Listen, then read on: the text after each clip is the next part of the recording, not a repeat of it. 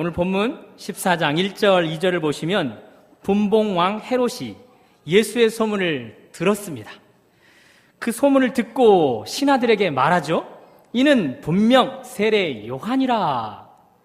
그가 죽은 자 가운데서 살아났도다.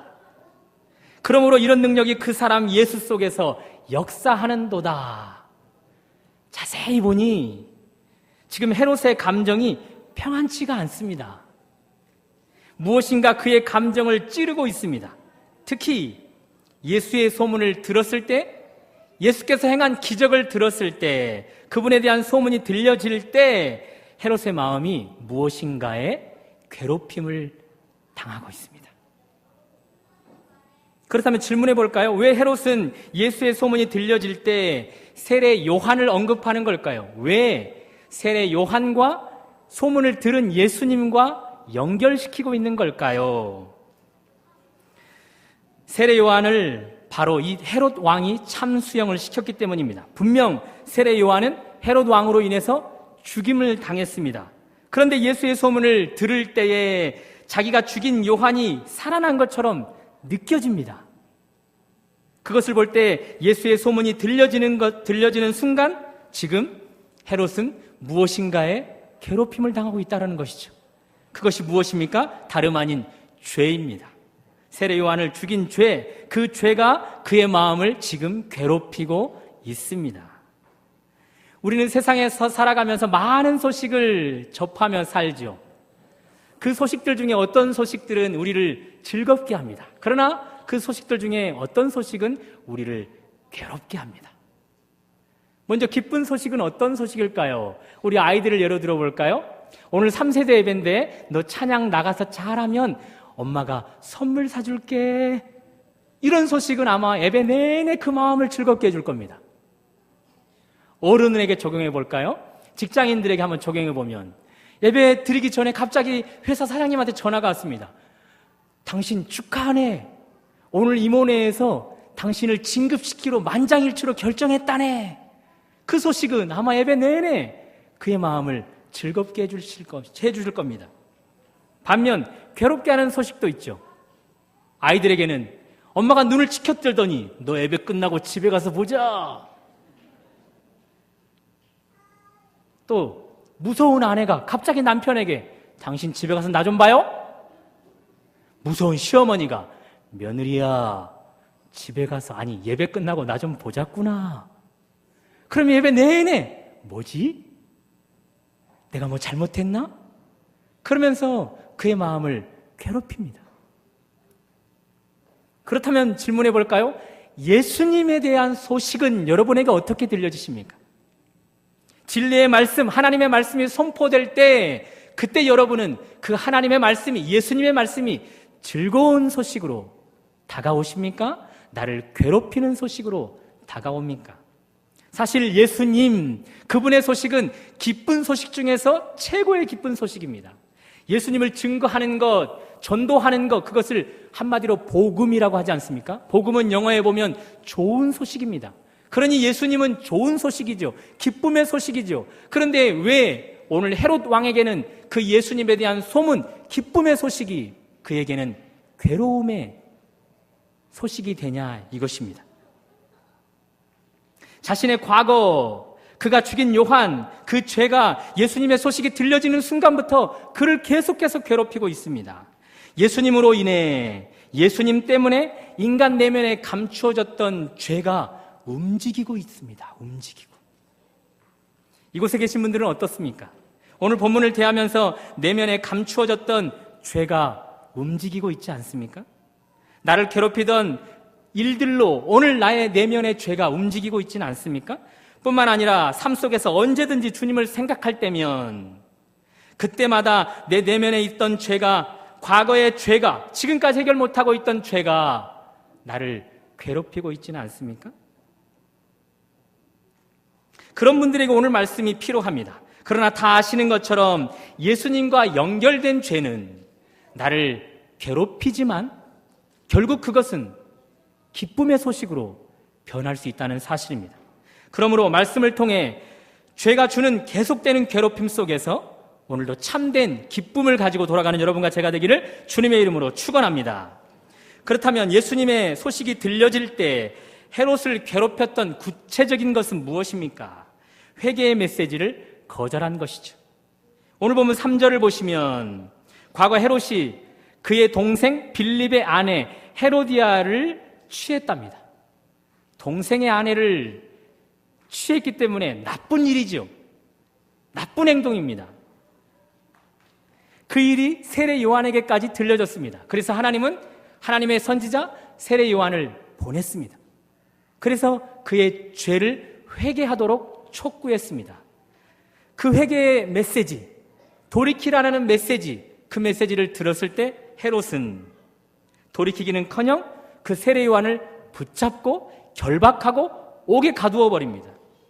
뿐만 아니라 헤롯은 자신이 행하고 있던 그 나쁜 일, 그 죄를 지적받았을 때 그것을 돌이키기보다는 그의 죄를 지적했던 세례 요한을 죽이려고 합니다. 5절에 보시면 헤롯이 요한을 죽이려 하되 물론 무리들 때문에 그 무리들이 두려워 죽이지는 않고 옥에 가두어 두죠.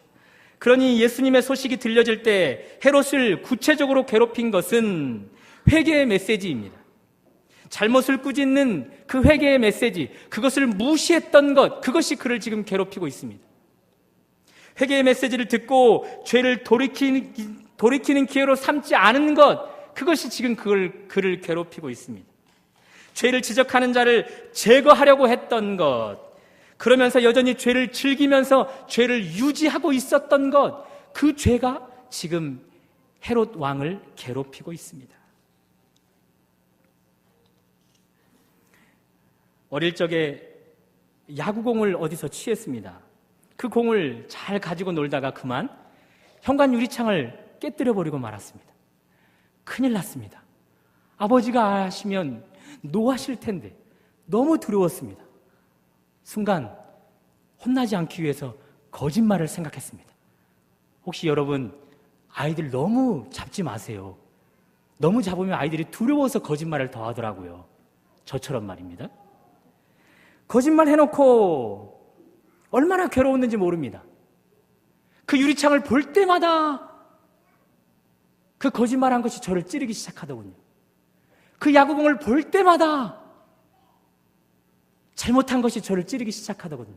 아버지를 볼 때마다 고백하지 않고 솔직하게 털어놓지 못한 그 마음이 저를 찌르기 시작하더군요. 헤롯이 지금 딱 그렇습니다. 죄를 지적한 메시지를 외면했던 헤롯, 예수님의 소식이 들려질 때마다 그 죄가 그를 지금 괴롭히기 시작하고 있습니다. 뉘우치지 않고 돌이키지 않고 죄를 끊어내버리지 않고 여전히 즐기고 붙잡고 있었던 그 죄가 그를 계속해서 지금 괴롭히고 있습니다. 오늘 헤롯과 동일한 상태에 있는 분들 계시지 않습니까? 언제부터 죄를 지적하던 메시지가 내게 전달되었는데, 회개를 촉구하던 메시지가 내게 전달되어서 내가 회개해야겠구나라고 느끼고 있었는데 그것을 미루고 있는 그 죄 때문에 오늘 괴로운 여러분들이 이곳에 있지 않습니까? 그것을 외면하고 여전히 죄를 지으면서 돌이키지 못하는 분들에게 오늘 말씀이 여러분의 그 마음을 또 찌르고 있지는 않습니까? 주님 앞에서 그 죄가 여러분의 양심을 계속해서 괴롭힐 것입니다. 많은 설교가들이 이구동성으로 이야기합니다. 설교 강단에서 회개의 메시지가 사라지고 있다. 저도 공감합니다. 그렇다면 왜 그럴까? 왜 강단에서 점점 회개의 메시지가 사라지는 걸까? 남들의 대답은 듣지 않아서 잘 모르겠습니다. 저의 대답을 한번 생각해 보았습니다. 내면으로 그 답을 찾아보았습니다. 오늘 저는 회개라는 메시지를 전달하고 있지 않습니까? 이 말씀을 준비하는 내내 저의 마음이 부담스러웠습니다. 이 말씀을 준비하는 내내 하나님의 말씀과 동일하게 죄가 저에게 말을 걸어오기 시작했습니다. 너 역시 죄가 있지 않니? 기회만 생기면 짓고 있는 죄가 있지 않니? 분명 회개했다고 하지만 여전히 기회가 오면 또 다시 그 죄를 지을 수 있는 너이지 않니? 이렇게 죄에 대하여 자유지 못한 죄에 대하여 자유하지 못하는 내 자신이 누군가에게 회개의 메시지를 선포하는 것 어려움을 느끼게 됩니다. 그러나 동시에 또 한 가지 생각이 들었습니다. 모든 성경은 하나님의 감동으로 된 것임을 믿는다. 그래서 그 성경은 우리를 책망하고 때로는 꾸짖기도 한다. 또한 하나님의 말씀은 살아있고 운동력이 있다고 말씀한다. 그래서 좌우의 날이 선 검과 같이 우리의 심령과 골수를 쪼개기까지 한다고 한다. 그렇다면 선포된 말씀은 비록 회개의 메시지를 촉구하지 않는다 할지라도 그것이 진리대로 선포만 된다면 그 말씀을 듣는 모든 사람들에게는 죄를 지적하는 회개의 메시지로 들려지는 것이 아닌가. 세례 요한이 헤롯의 정확한 죄를 지적하고 꾸짖는 것처럼 선포된 하나님의 말씀은 듣는 모든 회중들에게 그 죄를 꼭 집어서 드러낸다라는 것이죠. 어떠십니까? 하나님의 말씀을 들어오면서 죄를 지적받고 계시는 분들 있지 않습니까? 그 죄를 회개하고 돌이켰습니까? 외면하고 피하고 그 죄를 여전히 유지하면서 즐기고 있지는 않습니까? 그런 분들은 말씀을 듣는 동안 오늘도 여전히 그 죄가 여러분의 마음을, 여러분의 양심을 찌르고 괴롭힐 것입니다. 과거 아들이 거짓말을 하기 시작하더군요. 그대로 두었다가는 이게 습관이 되겠다 싶었습니다. 아버지의 그 아들이 되겠다 싶었죠. 그래서 엄하게 혼을 냈습니다. 다 혼나고 난 아들, 죄송해요 아빠, 한참을 그렇게 울더니 아빠, 이제야 마음이 개우네요. 그렇게 울면서 고백하더군요. 그러니 여러분, 이제 우리는 손을 들고 항복해야 합니다. 그 죄를 주님께 회개하면서 나아가야 합니다. 그때부터 마음이 개운해질 수 있기 때문에 그렇습니다. 그때부터 우리의 마음은 이제 죄 짓기 전 과정으로 돌아가서 자유하는 모습으로 살아갈 수 있기 때문에 그렇습니다. 말씀에 진리가 너희를 자유케 하리라, 그 참된 의미가 그때부터 깨달아지기 때문에 그렇습니다. 그런 은혜가 오늘 죄를 회개하는 여러분과 저에게 있기를 주님의 이름으로 축원합니다. 계속해서 우리가 죄를 회개하지 않고 계속해서 괴롭힘을 당하고 있을 때 그것은 우리에게 점점 문제를 일으키죠. 그 죄는 반드시 성장하는 습성이 있습니다. 오늘 헤롯 왕, 그는 분명 회개를 촉구했던 요한을 옥에 가두어 버렸습니다. 회개하지 않고 요한을 옥에 가두었습니다. 그러던 어느 날 헤롯의 생일날이 다가왔습니다. 그의 딸이, 헤로디아의 딸이 그의 앞에서 축하하기 위해서 춤을 추었습니다. 너무나 흥에 겨워서 그랬을까요? 그 헤롯이 쓸데없는 맹세를 해버리죠. 딸에게 무엇이든지 달라는 대로 구하라, 무엇이든지 원하는 대로 구하라, 그러면 내가 다 주겠다. 죄가 틈을 탈 수 있는 기회를 제공해버리고 말았습니다. 그러자 딸이 어미에게 물어 요한의 머리를 주세요라고 요청합니다. 한번 내뱉은 말 주워 담을 수 없지 않겠습니까? 결국 헤롯은 허락하고 요한을 참수형을 시키도록 허락하고 맙니다. 회개하지 않았던 죄가 여전히 그의 안에서 붙잡고 있고 유지하고 있고 즐겼던 그 죄가 결국은 장성합니다. 기회를 틈타 사람을 죽이는 일로 장성하고 만다는 것이죠. 죄가 장성하여 사망을 낳느니라 성경은 우리에게 말씀하고 있습니다. 사랑하는 여러분, 죄를 방치해 두어서는 안 됩니다. 죄를 키우는 일이 되기 때문에 그렇습니다. 죄를 장성하게 만드는 일이 되기 때문에 그렇습니다. 나아가 사망을 낳는 일이 되기 때문에 그렇습니다. 그 일로 반드시 누군가가 죽고 맙니다. 그러므로 오늘만큼은 결단하여서 나를 괴롭히고 있는 죄, 그 죄 가운데서 해결받는 은혜가 있기를 다시 한번 축원합니다. 그렇다면 구체적으로 우리는 이 죄 문제를 어떻게 해결해야 되겠습니까? 오늘 본문 헤롯에게서 구체적인 답을 찾아보았습니다.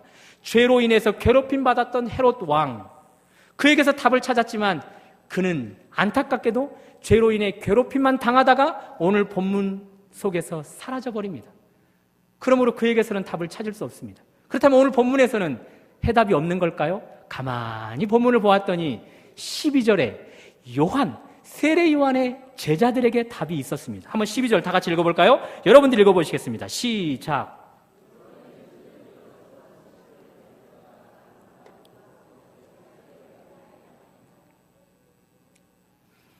요한의 제자들의 입장에서 한번 생각해 보십시오. 지금 여러분들이 요한의 제자들입니다. 스승으로 따랐던 내 스승이 참수형을 당하고 말았습니다. 목베임을 당하고 말았습니다. 더 이상 볼 수 없게 되었습니다. 너무나 억울합니다. 너무나 분노가 치닫습니다. 그렇다고 누가 이 폭군 헤롯 왕에게 가서 당신이 왜 그랬습니까? 왜 우리 스승을 죽였습니까? 라고 시비 걸 수 있을까요? 여러분, 예수님의 제자들 기억하십니까?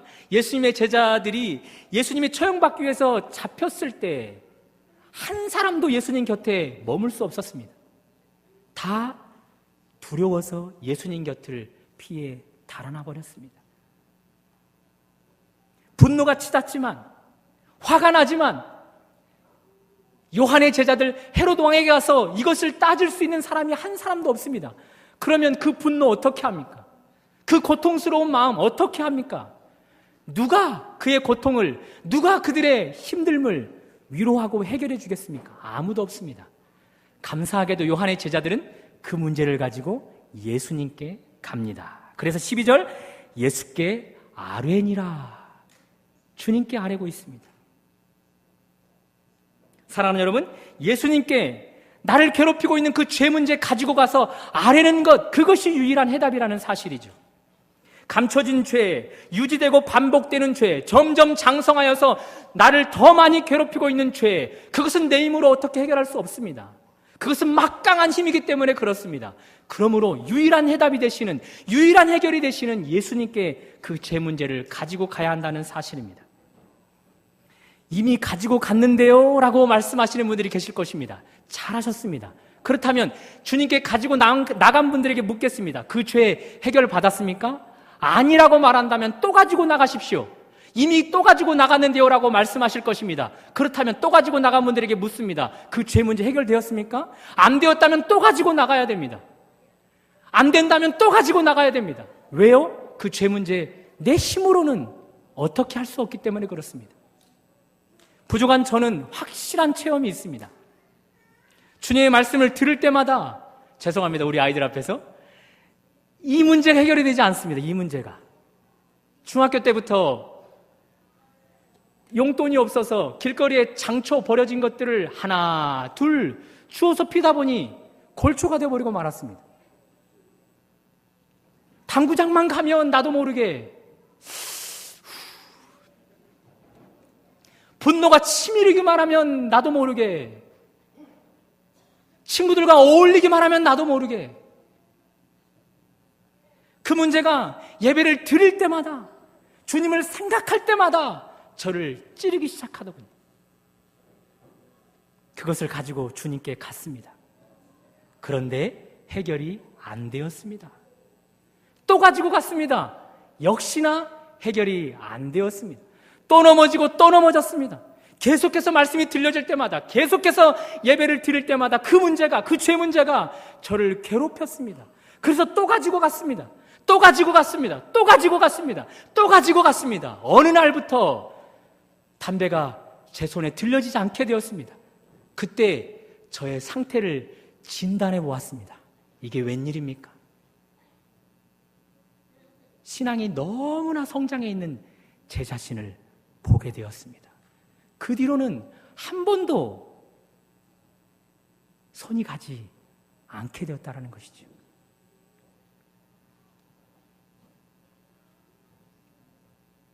사랑하는 여러분, 죄 문제가 여러분을 괴롭히고 있습니까? 그 죄 문제 주님께 가는 것, 실패를 두려워서는 해서는 안 됩니다. 반복을 두려워해서는 안 됩니다. 그 죄 문제는 가지고 가고 또 가지고 가고 또 가지고 가야 됩니다. 우리 옆 사람에게 한번 이야기할까요? 가지고 가고 가지고 가고 또 가지고 가야 된다. 시작. 아멘. 실패를 두려워하면 안 됩니다. 반복을 두려워해서는 안 됩니다. 그래야만 그 죄 문제는 해결될 수 있기 때문입니다. 그러나 분명한 사실은 그 죄 문제를 가지고 가고 또 가지고 가고 또 가지고 가고 또 가지고 갔을 때 그런 일들로 반복하며 주님 앞에 매달리고 주님 앞에 의지하며 나아갈 때 그 과정을 통하여 합력하여 선을 이루는 은혜가 있다는 사실입니다. 바라기는 여러분들이 그런 체험을 함으로 말미암아 그 순간 죄 문제가 해결되었을 때 여러분 스스로를 점검해 보십시오. 종과 너무나 다른 신앙의 성숙도가 여러분들 삶 속에서 느껴질 것입니다. 사랑하는 여러분, 오늘 이 자리에 분명하게 이 죄 문제로 여러분의 양심을 괴롭히고 있는 분들이 있을 것입니다. 그 문제 가지고 가서 주님 앞에 아뢰었지만 응답받지 못하고 또 괴로워하는 분들이 이곳에 있을 것입니다. 그분들에게 오늘 주님이 말씀하십니다. 또 가지고 오라. 또 가지고 오라. 세례 요한의 제자들처럼 내게 나와서 아뢰일지어다 라고 주님은 우리에게 당부하고 계십니다. 바라기는 8월 마지막을 오늘 그렇게 이 문제를 가지고 가고 또 가지고 가서 9월 한 달 동안 그 죄 문제에서 완전히 해결되어서 더불어 믿음도 성장하여서 하나님께 영광 돌리는 그런 귀한 주님의 자녀들 되기를 주님의 이름으로 축원합니다.